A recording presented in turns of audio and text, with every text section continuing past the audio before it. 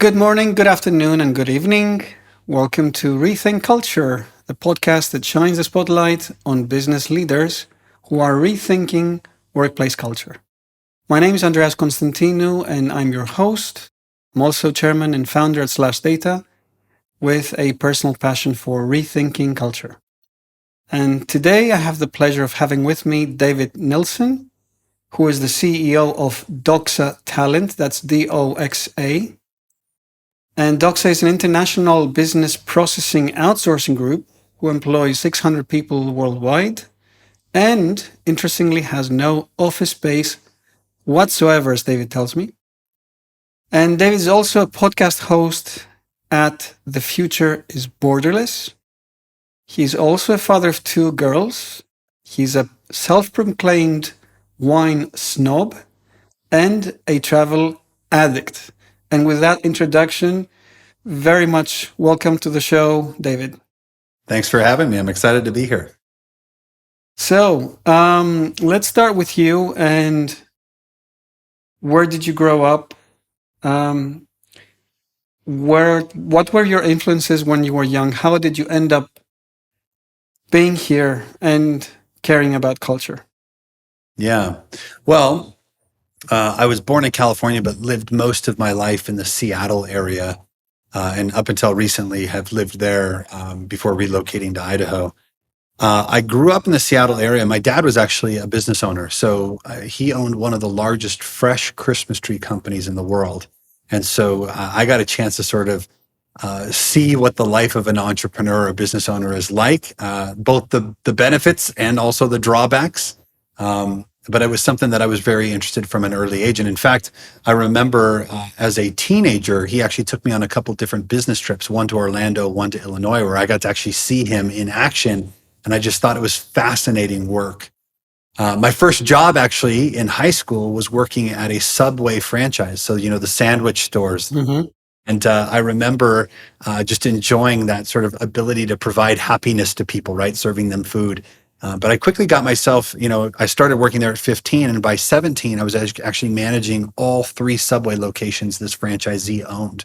So at a very early age, I got a chance to manage people, learn how to run a business, think about inventory and revenue. And that was a really interesting experience. After school, I actually got a job in sales, and I worked for an organization that had hundreds of people on a sales floor, and I was just one of them. And funny enough, I guess at the time I didn't draw the connection, but there was 2 things that I learned from that. One is I didn't ever want to work for somebody else. I didn't like being just a number inside of an organization, and I felt like the way that I would be able to change that is by actually being a leader. The second thing is I also learned that I'm really good with people and that I really care about, the people that I work with. And so I think the early experiences there working in a company that taught me how not to run a business definitely did influence how we built ours from there. And what led you to take an interest in culture? Was it natural for you? Was it like an interest you developed organically, or was it a sudden realization that one day I have to put people first? Well, I think so. I'm a big fan of personal assessments. It's something that we actually use to help hire and then also train our team. And one of the things that you'll see in any personality assessment I've ever taken is that people is my number one driver. So when it comes to connection, some people like to win, some people like to connect, others like to finish or achieve. I am definitely that person who likes to connect. So naturally for me, it's really important to have that, feeling that we're on the same team and that we care about each other and we're driving towards the same goal. So for me, I think that was natural. But, the one thing that I started to realize early on in my business career is that we spend more time at an office or working in a business than we do with our family. So if you're gonna make that trade-off, you better believe in what you do, like the work that you're doing, and also really appreciate the people you work with. Otherwise, what's the point? There's another opportunity. And so for me, I always thought, if I'm gonna ask these team members to come spend more time with our business and with me in the company than with their family, then it better be a valuable experience for them. And so culture has been sort of the hallmark of both businesses that I've started. because we knew that was so important to the people that we work with.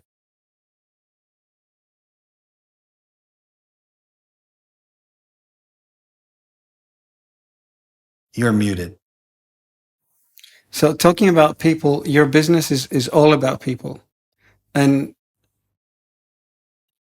however, much has changed in the last 2 or 3 years. So, initially we went all remote.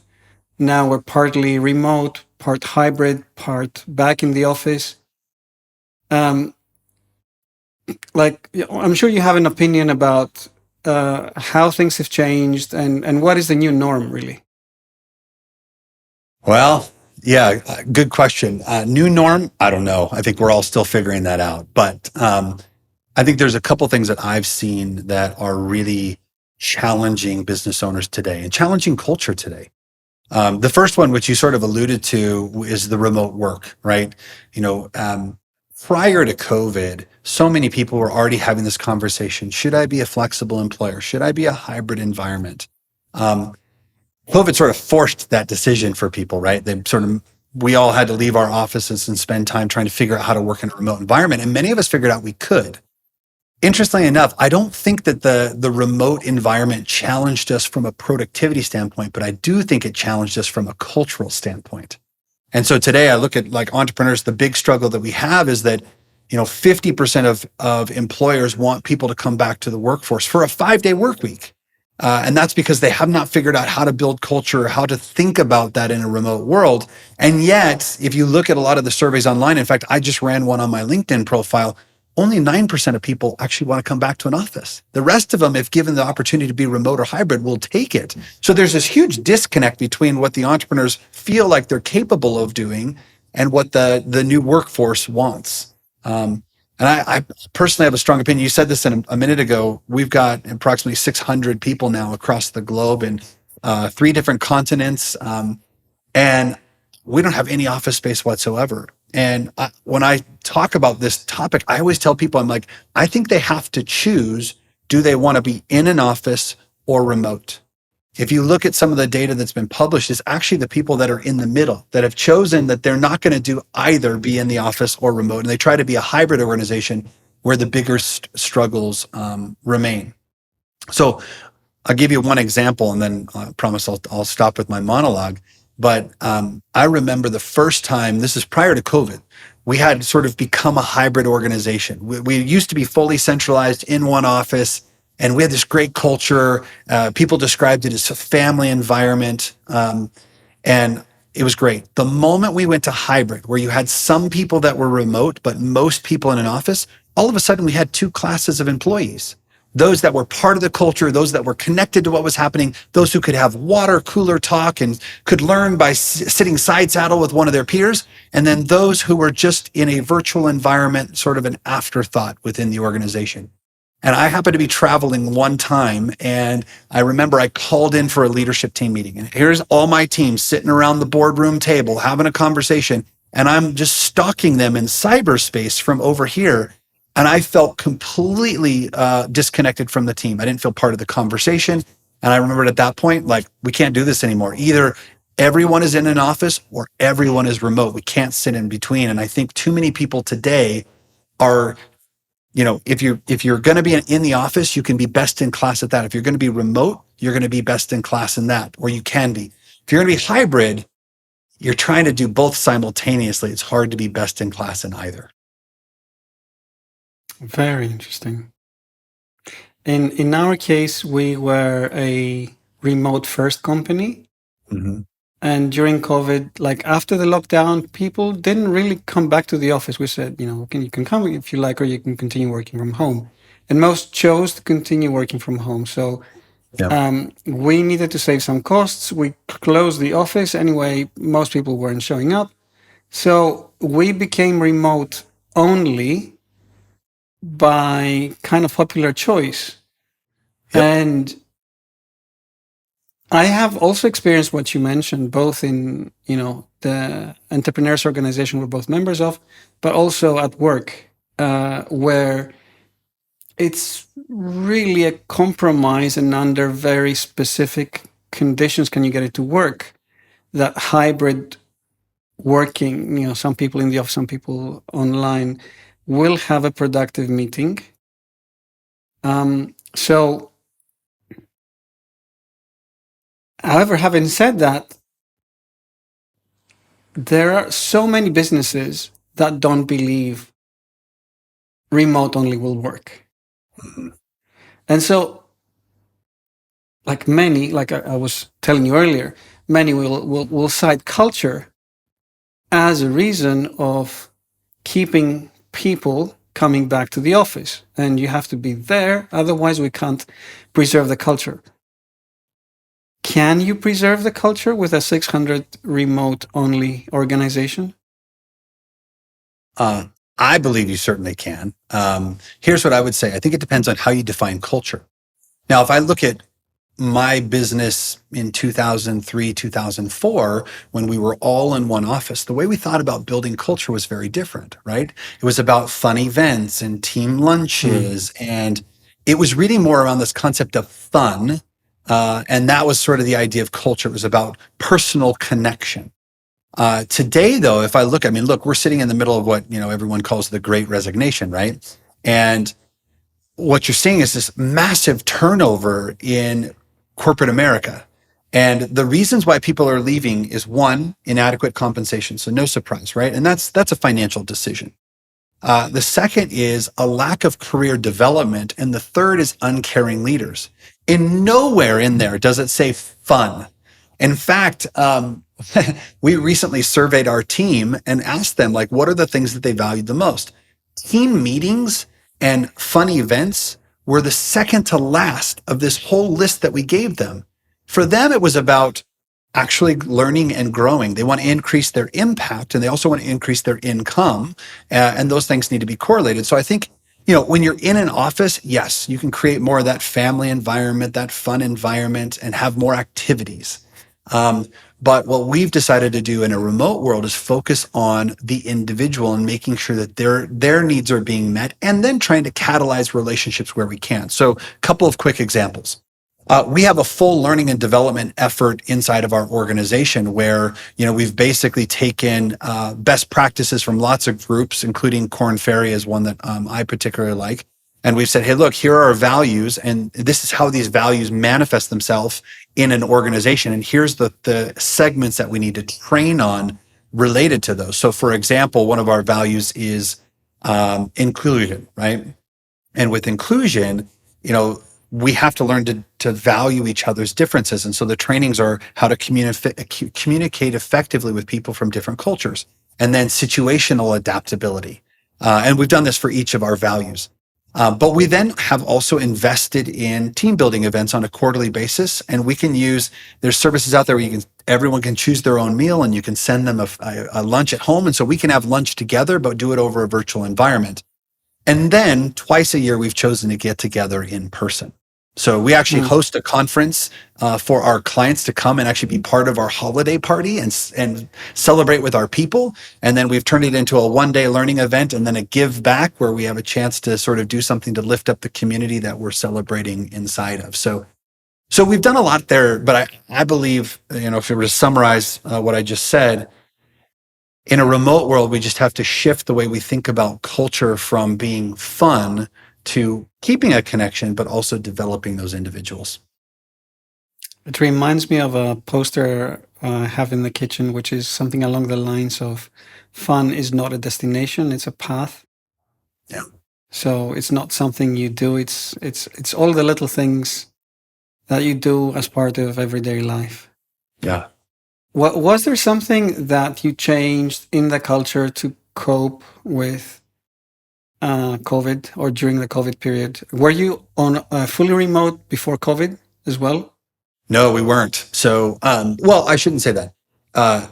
The business that I started in 2003, Guidant Financial, was a hybrid at that point. And we were actually really struggling with how to make this work. And when COVID happened, it thrust everyone into a remote environment. And instantly, all the challenges that we were having sort of went away. I talked about this earlier. When you're the remote person, communication's hard, connection is hard. but everyone got forced onto the same playing field, communicating the same way, having the same experience. We had to up level our training and onboarding because we couldn't do it just by, sit here and watch this person. We actually had to do some formal training. So instantly the challenges we had in the hybrid environment sort of took care of themselves. So we never went back to an office, and we've decided not to go back to an office at all. Now, my other business, DOXA Talent, we actually started as a remote business. And so, we had a little bit of an advantage because as we were building the business, everything we did, we thought about in a remote world. So yeah, that's sort of how that happened. But COVID forced our hand in this one case, and it just further committed us to leaning into all remote. What are some of the things you're doing because you're fully remote at DOXA? So how do you make up for lack of like physical proximity? How do you get people to know each other? How do you get people to have water cooler conversations? How do you Mhm. get people to celebrate birthdays when they're not in the same room? How do you make up for that lack of human connection in the physical space? Yeah, so I'll think about it in a couple different buckets, right? One is in hiring. How do we do this with hiring? So the first way is that when people join, typically if you had somebody in your office join, you just walk them around and introduce them to a bunch of people. We just set up meet and greets instead, where everybody jumps onto a Zoom call for 30 minutes with a cup of coffee and have a chance to sort of get to know each other. I actually meet with all the new team members that are joining our organization on a monthly call. We certainly, like every organization, have team meetings and regular one-on-ones. And it's really important that people still feel connected to their team. And so actually, I talked to you about like, what are the things that people valued the most? One of the top was the team meetings, because that's the place where they get to know people, where they feel connected to the organization. In the other is that as they've now been onboarded, I send out a monthly email to the group to let them know, like, hey, what's happening in the organization? Where have we performed well? Where are we struggling? What should you expect? Here are our new people. We do a monthly call for the entire company, sort of reviewing some of the same things and then talking about some things that are changing, and give them a chance to ask questions and get involved. In terms of birthdays, you asked that a minute ago. We certainly celebrate birthdays, but we can't do it in person as a group. And so it's typically done at the team level, but we still send out gifts for people when they've, birthdays and anniversaries and unique milestones. We just have to celebrate them very differently. And then a lot of people use Slack and other technology. We use Teams because we have, Microsoft Teams. We've built a channel just for giving cheers. And so we encourage people to give cheers. And that's just really catching people doing things right and creating an environment of gratitude and feedback for the organization. And then we celebrate those cheers in some of the things I talked about, the all company calls and my emails. We pull those out and sort of, advocate those in front of the group. So we've done some team buildings where we've broken people up into groups that they generally wouldn't have a chance to interact with, to make sure that they continue to feel connected. But I will say we're still learning. I mean, we've got a large team right now and it's growing really quickly, but there are still pieces of this that we're still sort of fumbling our way through. So for example, we are starting to think about, can we hire people in pockets rather than being just anyone anywhere? Could we hire people more strategically in pockets where maybe quarterly they could get together for a lunch or a coffee, right? And where there is some of that human connection, because I think in a remote world, it works for people who have their own established network. Maybe they go to church. I have a pretty large group of friends that I interact with, so I don't need the social interaction in the workplace. But I'm also in my 40s. When I was 20, I would have needed more of that. And so as we think about, who we're hiring and what they need in their lives, I think we are going to have to foster a little bit more of that human connection, even though we will be a remote organization. And I think you can have more human connection remote than some companies have in the office with a bad culture or a sour culture. And talking about birthdays, something which to us was an unexpected surprise, a pleasant surprise, was we started celebrating birthdays post-COVID. It just happened. And we thought, why don't we wish that person happy birthday over a Zoom call? And there were like 20 windows chanting asynchronously in a complete cacophony, and it was so funny. And Yeah. ever since, it's just fun to hear everyone's voices just being themselves without trying to synchronize and just wishing well someone. Yep. And again, talking about birthdays, we also have a policy where the person can take off the day of their birthday if it's a work day. And so we wish that person on Slack, because they're not around, we wish them happy birthday. And the next day they come in back on Slack and say, thank you guys for the wishes. So Yep. I just think, remote or not remote, there are just so many opportunities. I think we are too narrow-minded when we say that remote doesn't really foster culture or diffuses or challenges culture. Absolutely. Listen, my guess is, and I'll use just my example. So we have a significant number of people in the Philippines. And in the Philippines, the average person commutes on public transportation about 3.5 hours a day.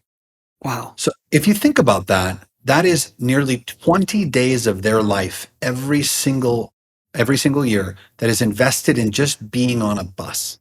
So by being remote, we've given them 20 full days back with their families. That is a huge, huge benefit. So would people love to be there to cut a birthday cake in person and hear everyone singing to them live? Yes. But would they rather have those 20 days back and maybe do it over Zoom? My guess is for most people, the answer is yes. But it also depends on the people that you're hiring. So, one of the things that I found really fascinating out of COVID is that McKinsey's done a lot of work trying to help analyze like what has happened in the workplace. And what we found is that instead of having this sort of like one worker profile that we were all recruiting for, there are now four that we have to be aware of. The traditionalist is what they called the first one, and that is actually someone who wants work-life balance, is going to generally sign up with your company and stay for 5 to 10 years. Like that's who we wanted before, right? The largest segment of people that responded actually were the do-it-yourselfers, and they're the ones who want radical flexibility. They want to be able to move anywhere in the world. They want to work 4 days a week for 10 hours a day. They want to work anywhere in the world and actually have you like abolish location-based pay. They want unlimited PTO, like that person. That's the number one person that responded to this work study of over 10,000 people. And then you have the caretakers, and I've seen a lot of this. In fact, the caretaker is the individual who wants really great flexibility throughout the day. And they also need to be paid well for their work. There's someone who's taking care of children or someone in the home. And that's actually someone that we see often in our workplace. And so being flexible is something that we have to just continually do. And then you have the idealist, which is the youngest generation, but a lot of the people obviously are hiring today. These are people who care the most about working for a company with a strong purpose, and also the fact that there will be career advancement opportunities. And so we can't just recruit for the same person as an organization. We have to be intentional about who is it that we're actually bringing into our workforce. For us, we made a strategic decision. We want the caretakers and the idealists. The radical flexibility, although we can provide it, may not cater well to our clients. The traditionalist is great, but actually we really wanted people who valued purpose, because I always say that we're a purpose with a business, not a business with a purpose. Our whole thing is we want to lift up global communities by creating meaningful work. And so we want people who really believe what we believe, and that's both clients and people. And then the second is career advancement. I feel like one of the greatest ways that we can lift up communities is not just by giving them a job or paying them well, but actually helping them to grow as an individual and as a professional so that they can continue to have a greater impact in the communities they work in. So we strategically chose those two profiles, but I think every organization, if they're not thinking about it now, will soon be forced to think about who do I want to recruit in and what culture are we going to nurture that will speak to that audience. And so lots of things crop to mind after that. So first question is, how do you screen? I assume you do, for those two personas. Yeah. So there's two ways that we do it. So one is through a panel interview. We've created a set of questions that we think help unearth whether or not somebody would sit in these. And again, we may get it wrong from time to time, but for the most part, I think it's pretty close. The second thing that we actually use is something called Culture Index. This is an assessment that we use. There's lots of them out there. Some people like DISC or Predictive Index or Myers-Briggs. I mean, there's lots of them. We chose Culture Index. But that gives us a little bit of a sense for their natural wiring and the things that are going to drive them. So for example, we'll look at their resume. That helps us understand, would they potentially have the skills to do this job? We do the panel interview that helps us understand, is this the profile and the types of skills that we want to bring into the organization? And we use the assessment to help us understand, are they going to succeed in the environment that we have for the role that we want them in? So for example, if somebody is extremely socially driven, like they need that connection 24/7, and they've never worked in a remote environment and want to continue, we're hesitant to bring that person into a remote environment. If somebody is going to be working in an accounting role, but they move wildly fast and they have low attention to detail, probably not the person I want doing my accounting, right? So we look at both the role and also their natural wiring to say, is this person going to fit within our business in this type of role? And that's been really effective for us to sort of look at all three of those: the skills, their natural wiring, and then our culture as a way to determine, do we have the right fit? Was there a part of your culture that you looked to someone else to borrow or steal from? Is there a company that you admire and you used as a role model as you built your culture? Well, so the answer is yes. I don't know if I've had many um, unique thoughts in my lifetime. Most of the things that I do, I've learned somewhere, right? Or I've picked up from someone and modified slightly. To be candid, there's no company that we aspire to be. There's not one company that I've been like, oh, they've figured it out. But I've just through osmosis learned lots of great things that are lots of different people are doing around the world, and I've just tried to integrate those in a way that I think works within our culture. So I wish I could give you one. I remember early on, Zappos was really interesting to me. The culture that they had created in terms of pushing authority and autonomy into the organization and sort of leveling out the leadership. I thought they did some really unique and creative things. Now, did they all work out perfectly? No, but not everything I've done has worked out perfectly. I think you just sort of continue to put one foot forward. And I think if people, actually, I'll make a comment. A lot of entrepreneurs that I've spoken with often believe that they have to have it all figured out before they introduce it to their team. And I've just always believed that if I lead with authenticity and I say when we really know what's going on and when we're really testing something, people give us a lot of grace. And, when things work out, it's really exciting. When they don't, then we cut it fast and we move on and we learn again. So I think culture is not just about fun and not just about development, but also about sort of training your team to come along with you in the way that you want to lead the business.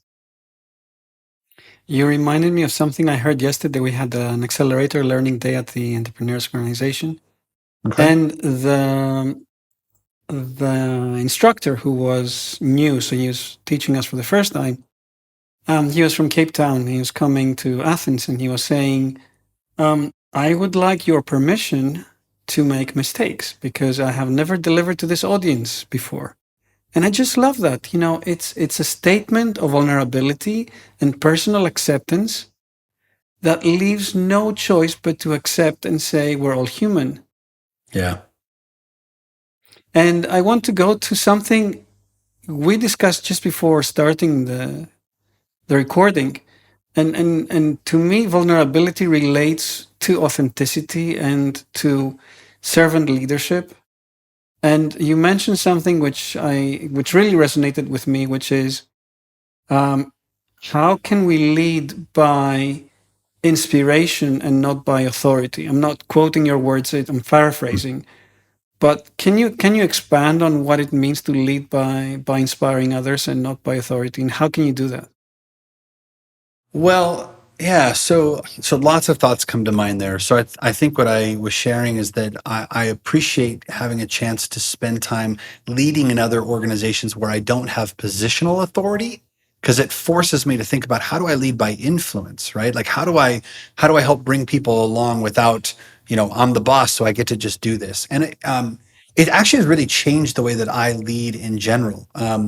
Yeah, I think early on in my career, I was a little bit more an authoritarian than I was a collaborative leader. And what I've found is that if you communicate with people, if you act with transparency and authenticity, and they believe that you are looking out for their interests along the way, there's a lot that they will do. In our business, we believe in putting people first. In fact, we have our values like everybody does, but we actually have principles as well. And these are the things that we believe are the principles for how we operate the business. And number one is putting people first. That's easy to say, but not always easy to do. And I'll give you an example of where that we were really tested with this. So COVID 2020 hits the US. And in fact, I lived in Kirkland, Washington, and Kirkland, Washington was where the first case was recorded in the United States. And I remember looking at my business partner a week or two prior to that and saying, man, if COVID is in China, it's going to make its way to Seattle because we are one of the main ways that people get from the mainland, China, into the United States. So the first case hit, we had already had a plan in place, and we had to think about at that time. We knew that this was going to cause a major issue because we had seen what was happening in Wuhan and other places in the world. And so we had to make a decision. Do we want to preserve the finances of the business and the income of some people, or do we want to preserve jobs? And we made a strategic decision at that point to preserve jobs, not income. And so what ended up happening, because we've served small business, we had no idea how this was going to impact us, but we knew it could be catastrophic. So as founders, we cut our comp immediately, down to zero. We asked our leadership team to take a large pay cut because they were paid the most. We felt like they needed to give back the most. And anybody who under a certain threshold, there were some wage cuts that we put in place immediately, but under a certain threshold, we said, they can't afford to take a pay cut. Like it just can't happen. And so we sort of adjusted our finances with those making the most to give the most back so that we could preserve jobs, not do layoffs, and withstand the COVID turmoil. Now, thankfully, things worked out a lot better than expected. And as you probably know, in the US, many businesses did very well, and the government did a great job of providing some stimulus. So within a few months, we were able to reverse all of that, and we paid them back the wages that we had asked them to give. But it was a really important moment for us to say, like, are we really putting our people first? Or are we putting our income, our livelihood first? And we were very clear with the team what was happening, what we were asking of every single person. And I think it earned a lot of, I think it demonstrated for them that we were actually living our values and our principles. And so I think if leaders continue to, not just in the good times, but in the hard times, act in a way that's consistent with the culture, the values, the beliefs, I think it's easier to lead at that point. Do you have room to improve your culture? Is there an area of work where you are resolutely clear that this is something you need to improve? For sure. I would say that we are not done in any aspect of our culture, but I made a comment a minute ago. There is this component of human connection, right? We know that the reason people leave companies is because they feel like they have an uncaring or ineffective leader. But the number one reason why people stay is because they feel like they have a best friend. So that's really hard. In a remote environment, that is really hard to foster. So good news is some of that is shifting towards this. Do I have a path to growth and career opportunity and advancement? But there still needs to be that human connection that we talked about, which is why we're looking strategically. Can we hire in pockets where we still can be a remote organization, but allow people to foster some personal connections? It's why we're also doing 2 events a year live. Like I go back to the Philippines and Vietnam and now Kazakhstan. I go back to these places twice a year so that we can continue to have a personal connection with them. I literally just got back a week ago from Vietnam, where I went there just for a day to spend some time with the team, to take them to dinner and break bread, and just make sure that they know that we care about them as people, not just as workers. So the other place that I'd say that we have opportunity to grow is how we train in the onboarding process. Most companies, when you join an organization, have very ineffective training programs. And so what they do is they'll say, Andreas, you're now starting with us as a salesperson. I'm gonna have you sit next to this salesperson, David, for the next 2 weeks and just watch and learn and listen, ask questions. And by osmosis, you're gonna pick it all up and hopefully be great. In a remote environment, you can't be that sloppy. You have to be very, very coordinated. You're going to meet with this person at this time. This is what they're going to cover. This is the content and curriculum. Here's how we're going to reinforce that later. And so while we do a great job, I think there's a lot of room for improvement. We've got the general stuff worked out well, but when we bring on an accountant, they need different onboarding, and a software engineer needs different onboarding, and a sales development rep needs different onboarding. And so those are the things that right now we're starting to work through and continue to evolve. Is there something unique to your culture that you're particularly proud of, and that you would be proud if someone stole from you? Something that makes DOXA unique in your mind? Well, yes. So we're an international PEO, really. So we employ people and provide them an opportunity to work with our clients around the world. Once a year, we throw what's called DOXA Con. So it's like a conference, right? DOXA Con. DOXA Con happens the first week of December. We invite all of our clients to fly in, and we curate basically a mini university. You're a member of EO, you know what a university looks like, right? We start with a huge party, and that's to celebrate the previous year, right? Like all the great work that we did together. And it gives our clients a chance to come in and create that human connection, that personal celebration with the team that supports the work that they do. And it was a rock star party. In fact, it was a rock star themed party. I did my keynote in a wig looking like Slash from Guns N' Roses. It was one of the more unique ones. The next day, though, we did that learning environment, and we had, I think, 8 different speakers that flew in from around the world. And we talked about everything from building culture to how to create a content strategy in the new year, the new personas that we just talked about. We sort of did an in-depth dive, and it was really to help invest in the business owners, but we also invite VIPs to participate in that. The VIPs are our team members. And then the next day, we did a community event where we went out to one of the most impoverished areas of the Philippines, and we were able to feed 10,000 people in the course of 3 hours. And so, living our value of lifting up communities through education, through meaningful work, we try to sort of put that into one big event in a way that catalyzes relationships. So the things that we talked about, I think that was one of the most amazing cultural events I've ever been a part of, because bringing people from all around the world into this one sort of pressure cooker of an experience, and it was just absolutely outstanding. So if I were to hear someday that somebody ripped that off because they heard about it on this podcast, I'd be thrilled to hear that. And talking about clients who joined your Rockstar event, how do they experience your culture? Do you think there's this osmosis effect? For Do sure. you think that they pick up some signals about what the culture is like? What do they tell you?